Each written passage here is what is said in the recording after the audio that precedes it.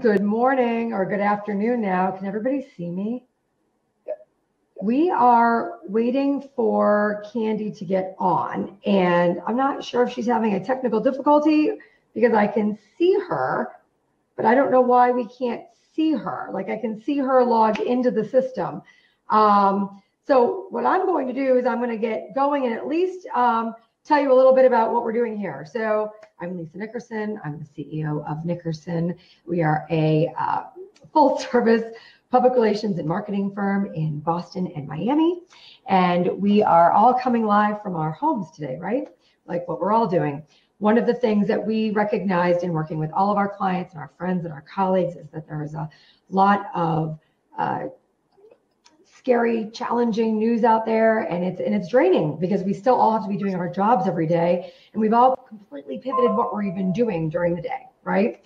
So I wanted to give everybody a quick lunch break, 25 minutes every day of something that would be really helpful to help refresh your brain for the rest of the day. So I want to thank everybody for coming back on today. I saw Jamie Parker just jumped on too. Good afternoon. So I want to start with one of our first polls. And I'm going to start polling, are video meetings more or less effective than in-person meetings? And if you could all help participate on the poll, let's see. Candy. Yes. Are you on?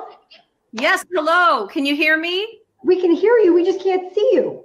Hi there. At least you. Well, we lost Candy again. Shoot. So isn't this the challenge of doing live webinars? So what I'm going to do is introduce Candy because I'm sure she's going to be on as soon as she can get on. But Candy, as you all know, is an award-winning radio broadcaster and podcaster, co-founder of Boston Women in Media and Entertainment, communications coach for Bruner Communications, and together, Liz and Candy have 60 years of broadcast experience that they use to help their clients develop high-level communication skills. So, Candy, are you on? Because I'm seeing you back in. You know, the reason that we chose this platform is I've used it a handful of times now, and I love it because it's actually usually pretty seamless.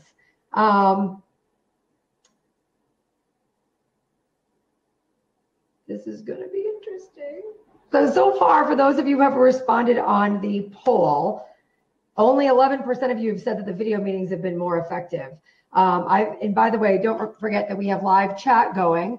So we can talk about that. 32% are saying less effective, and 55, that went from 57 to 55 just now, are saying they're not sure.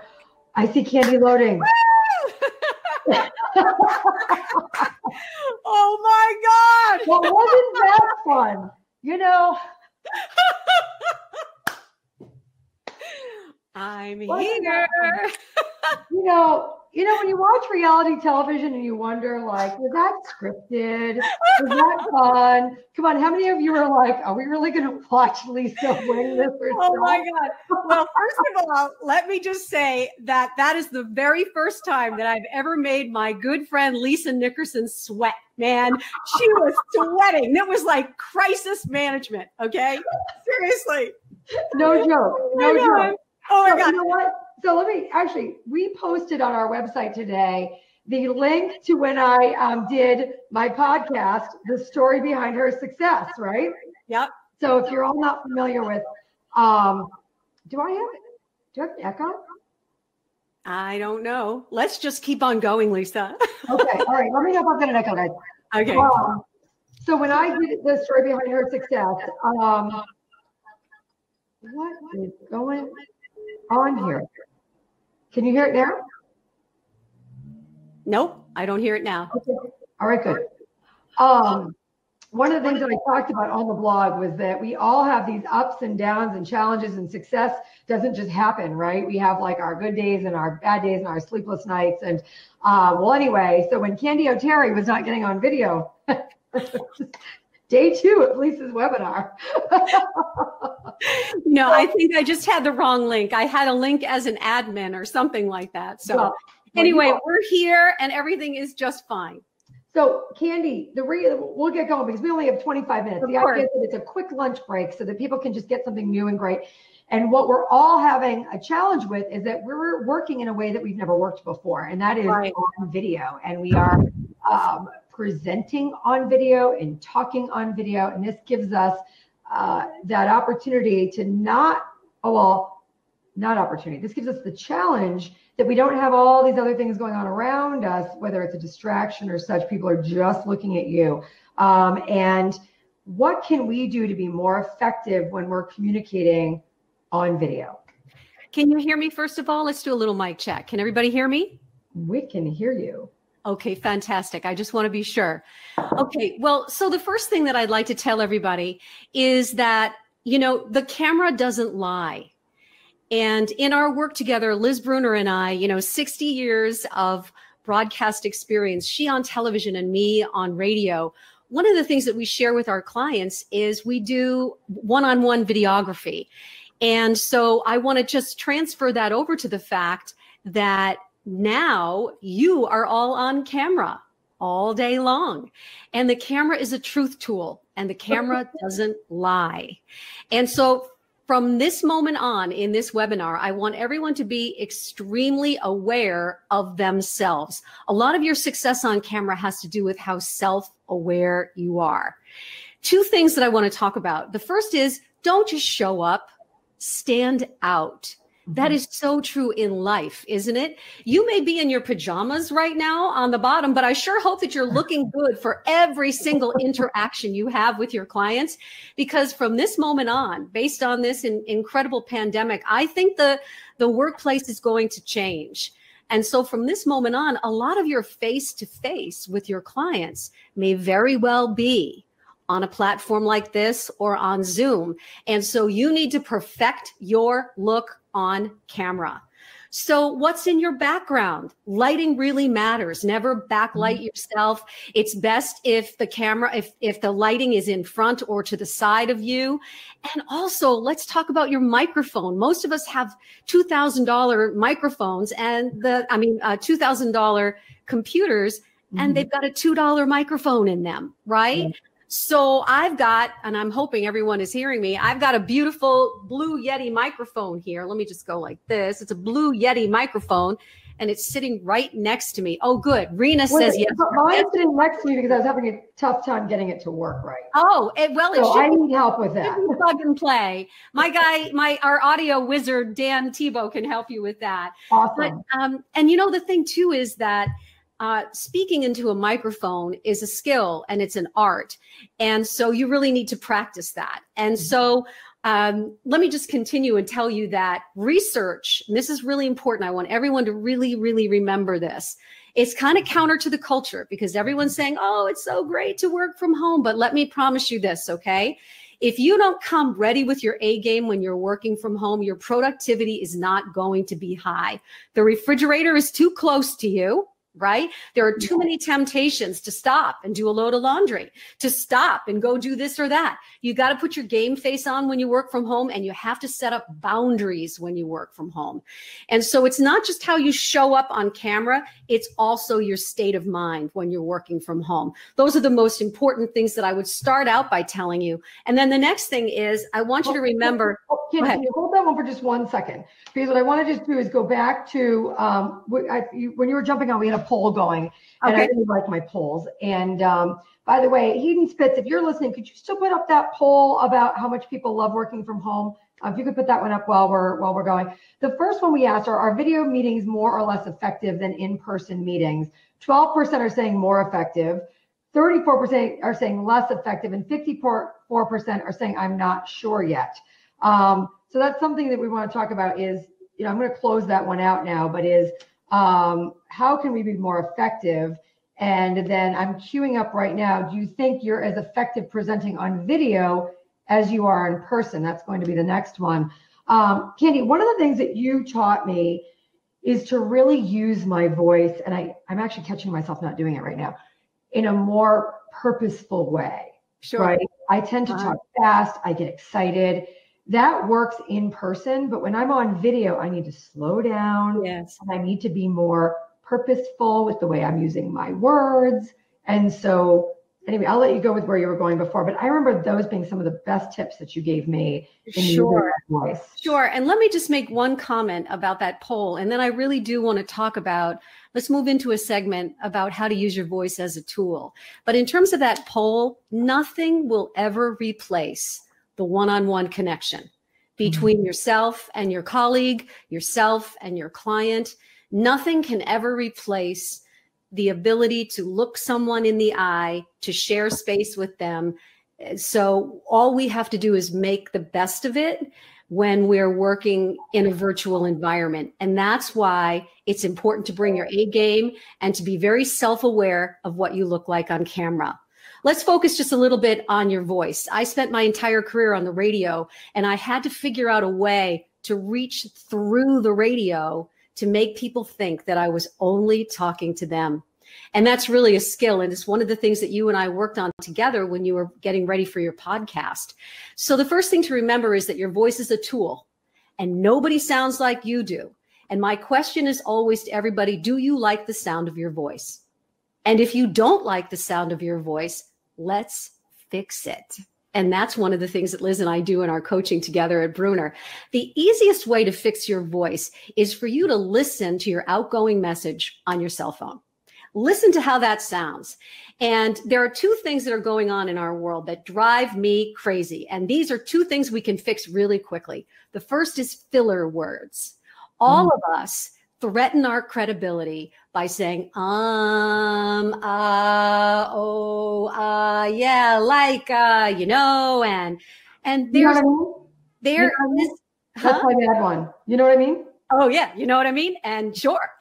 And the reason why we use filler words is because we are taught to fill space.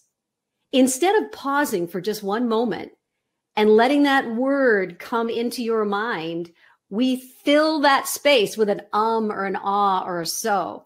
And what happens is our credibility goes out the window. And I'll tell you what, I was listening to my husband on a call the other day. He's downstairs and I'm upstairs working.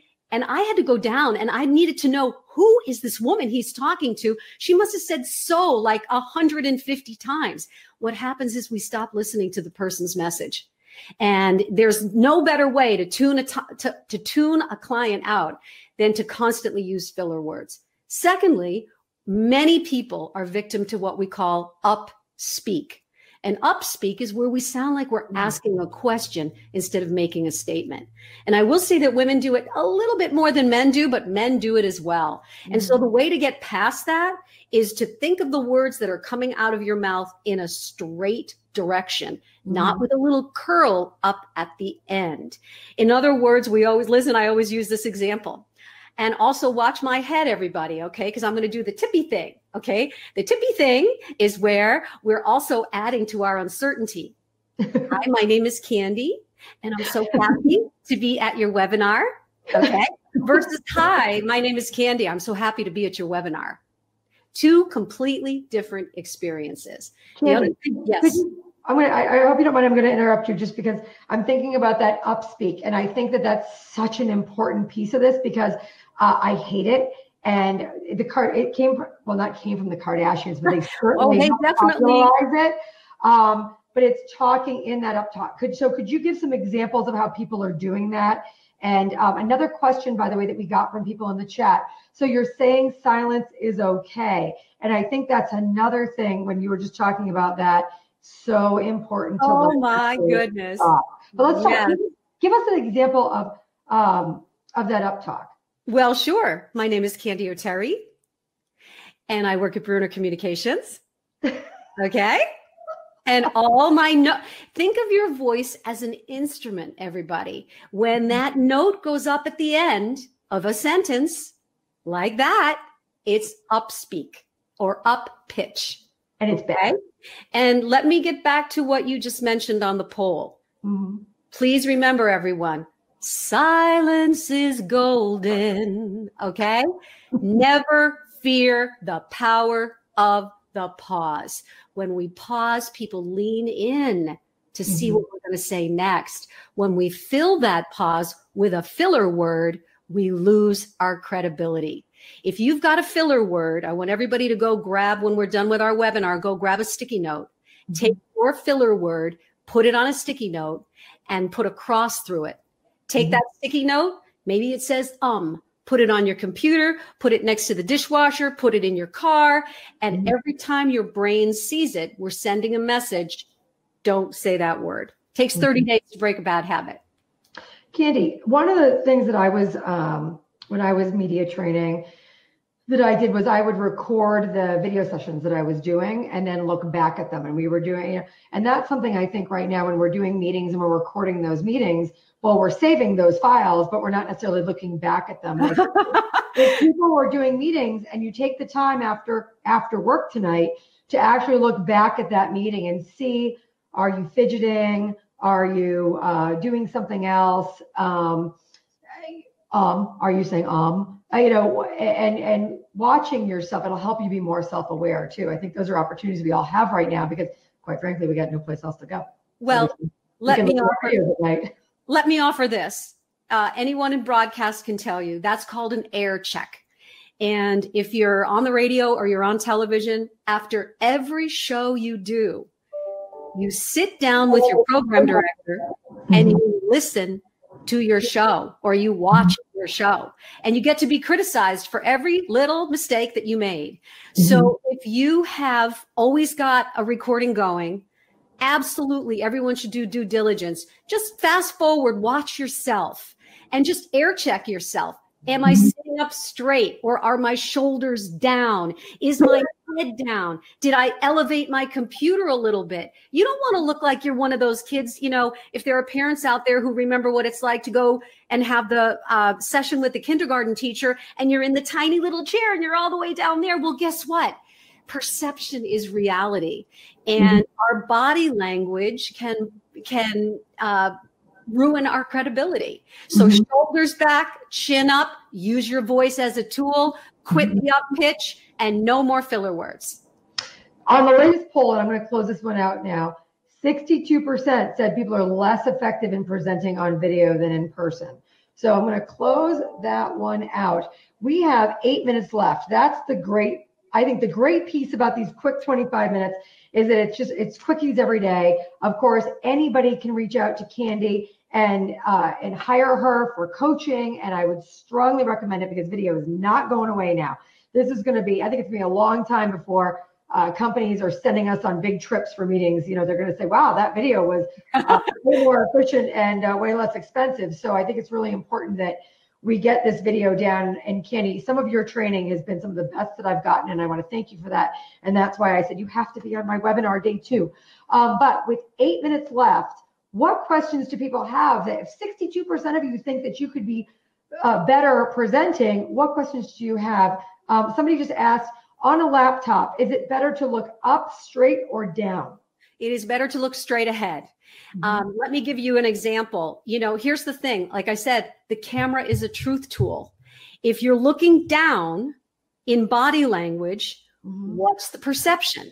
If you're looking down, you're feeling badly about yourself, or you're shamed, or something's wrong. If you're looking up, your chin is up, your shoulders are back, your self-esteem is high. Remember, first impressions, 1, 2, 3, 4, 5. People are looking at you on the camera and they're getting a first impression. What do you want your first impression to be? Look straight ahead, smile. Smiling is that incredible connection. There's a dopamine swap between you and the person you smile at. And when we smile, our entire facial expression changes. Our eyes open up, our cheeks open up. We become open and connected, even on camera. Candy, this is a really funny one that just came up, and I caught myself when you said smile. I realized I was sitting here like just watching. Oh, yes. So someone just said, I have resting bitch face. What do I do about that? What do I do? Easy answer. For resting bitch face, knock it off. Okay. Screenshot yourself. Okay. and take that picture and tape it up on the wall and ask yourself this question. Ladies and gentlemen, being a great communicator is all about self-control. It's all about being objective about your own behavior. Do you want to look like that? If you don't want to look like that, stop it. It's as simple as that. Okay? All right. Let's see what else we have for questions here. People are laughing at that question. I know. I didn't even know it till the past year of my life. So weird working on it. Back to even like on the camera piece, right? I have, actually, this is the second one right here. Hold on. This is cheap and online, and you can order it right now. It's the little Logitech camera, right? I have a second one sitting right on top of my monitor. This was my extra one, but what a difference it makes, this camera versus the little one out of my laptop. Now, I will say the one thing I love about Zoom is it puts all the people at the top. You're always looking at the camera. With this webinar, we're a little bit lower on the screen, so I'm looking down. But that makes all the difference. As far as your background, think about your background and what people are seeing. I mean, I'd love to believe that my kids are still that little. They're not. They're home from college and they're wicked unhappy about it. But and then the lighting, just like you said, what lighting is looking, because people don't even realize how they're coming across with the lighting. I'm in a bright room, right? But also cheating. I've got a little circle light that's just giving me a little bit more light. Yeah. Backlighting is what you have to be a little bit worried about. Side lighting is always better. And I also wanted to remind you that Liz Bruner and I were happy to provide some free receivables for everyone on the webinar today. And fantastic. So people can download this document, which is really cool. It is called, let's see, where do I have it here? It's got a beautiful name to it. It is called the top 10 video conference tips to do and don't do, and conference call tips as well. And a lot of this stuff that you just asked me is all listed on that as well. I have one thing that I want to say to everybody before we get ready to close, because I know time is of the essence. I also provided you guys with my 16 life lessons. And over the course of my career, I've had a chance to interview 700 women. And that last life lesson, number 16, is the one I want to share with you right now. At the end of the day, ask yourself, is this a day I can sign my name to? And doesn't that apply to every single thing you do in your personal life and in your professional life? I say you show up with your ready to play the game as well as you possibly can. And that includes how you look in a webinar, how you sound in a webinar, what's the best version of yourself? And are you ready to sign your name to a day like today? Because every day is different now, but we're all going through it. And what's amazing, it's not just like, you think of like when you have a snowstorm or something, and it's just the people in your area that are living this. This is like something that the whole world is going through. That if you'd ever told me, I'd have never believed it, right? So it's all the same days right now, and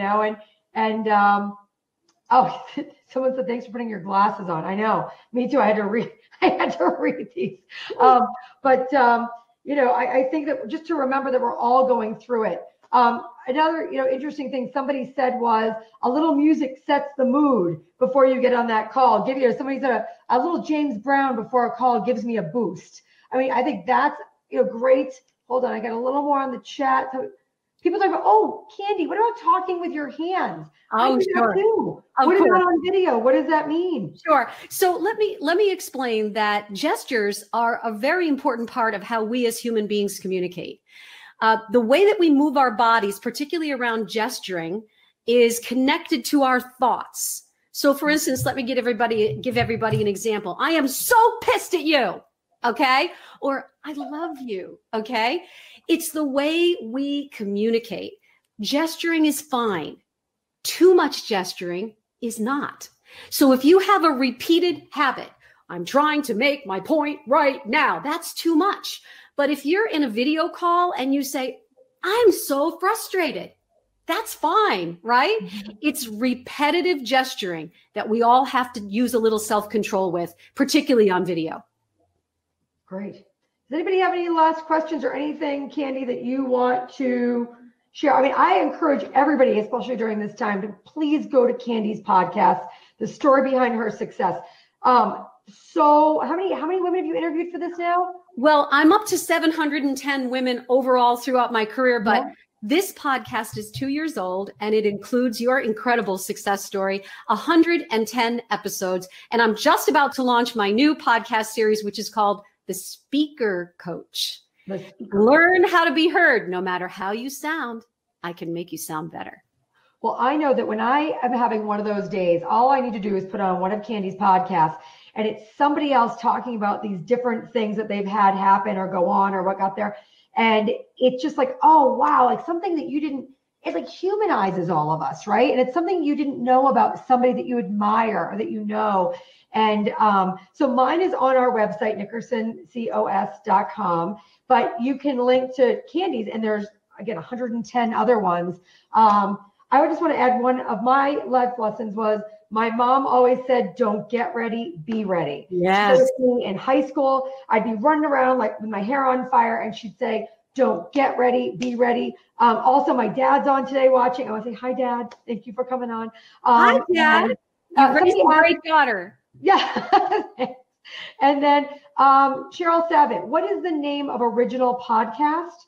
Are you referencing the story behind her success? Well, my background is that I am the creator of the Exceptional Women program. So that was on Magic 106.7. That's 600 women over 23 years. And then my current podcast is The Story Behind Her Success. And on April 10th, I will launch The Speaker Coach. And if I can leave you all with one little thought, there's a difference between what we call vocal variety and monotone. Vocal variety is the opposite of monotone. And the way we achieve vocal variety, the way we make ourselves interesting for others to listen to is by simply thinking about what the words we are saying mean. Every word we say has a meaning. Do you see how I'm working on that? Every word we say has a meaning versus every word we say has a meaning. You know, all I want you to do from now on is become a little more self-aware of how you look on the camera and how you sound on the camera. Great. Well, we're gonna wrap it up for today. Quick 25 minutes. Please check out Candy's site. And of course, she and Liz are available to help you out because again, our lives are now going to be on video long after we're back to work. So thank you everybody for joining. Thank you so much, Candy. And we'll talk to you all soon. I'm sorry I gave you a heart attack. We'll be laughing about that for a long time. Bye, everybody. Thank you so much. Everyone.